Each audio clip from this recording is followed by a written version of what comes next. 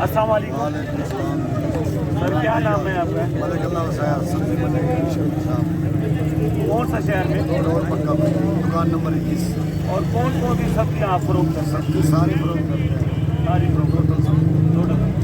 अच्छा, ये वैरायटी टमाटर की हाजी साहब की कौन सी वैरायटी है? 1554 वैरायटी।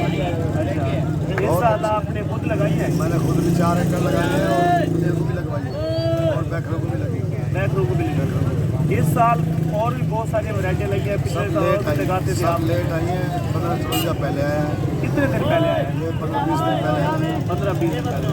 वो 15-20 दिन जो पहले आया है, कितने छापर जो है ना फार्मर? 2500, 2200, 2800, 2300 ऐसे छापर निकले। और कितने के अभी तो अभी खड़े हैं। पहले तो तेज बिका है, 210, 20 का, 30 का, 250 तक बिका है। अब मंदा हो गया। अब और वैरायटियाँ भी आ गई, मंदा हो गया। तो ये जो पहले जो फार्मर ने जो 15-20 दिन है, उसका कोई फायदा हुआ है फार्मर? फायदा नहीं हुआ। जो 2-2.5 लाख रुपए कमा रखे हैं वो अब तो नहीं करते होते। फायदा ही हुआ है ना उसका। इनके 2-2.5 लाख फार्मर एकड़ कमा चुका है।